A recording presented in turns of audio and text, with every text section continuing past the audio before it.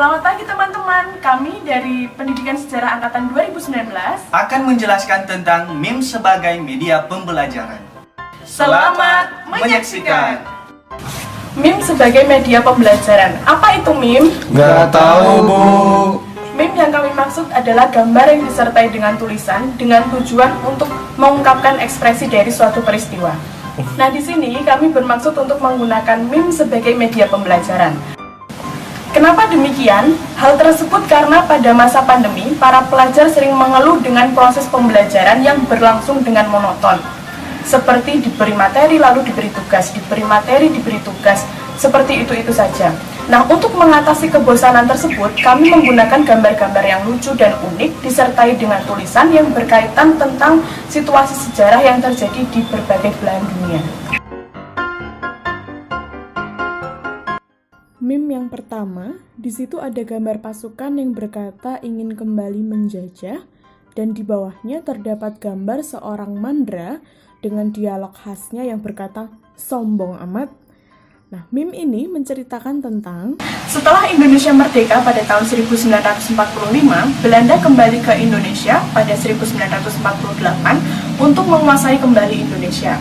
Peristiwa ini dikenal dengan nama agresi militer Belanda II. Akan tetapi, Indonesia melakukan serangan balik kepada Belanda. Peristiwa ini dikenal dengan nama Serangan Umum 1 Maret 1949. Capek. Sini Wir, bantuin. Oh, oke. Sekarang giliran saya. Meme yang kedua, di situ ada gambar 3 orang anak, di mana 2 orang anak sedang terlihat seperti bertengkar dan seorang anak yang terlihat tidak ingin terlibat di dalam pertengkaran tersebut. Meme ini menceritakan tentang Gerakan non-blok pada tahun 1947 sampai dengan 1991 terjadi perang dingin antara blok barat dengan blok timur. Hal tersebut membuat beberapa negara berinisiatif untuk mendirikan organisasi yang tidak beraliansi dengan blok timur maupun blok barat. Gerakan tersebut dikenal dengan gerakan non-blok. Begitulah contoh meme-meme yang bisa digunakan sebagai media pembelajaran. Kita bisa berkreasi lebih luas untuk membuat meme yang berkaitan dengan sejarah. Perlu diingat bahwa meme dibuat untuk media pembelajaran bukan sekedar gambar atau tulisan, tetapi meme tersebut juga harus mengandung fakta yang sudah terbukti kebenarannya.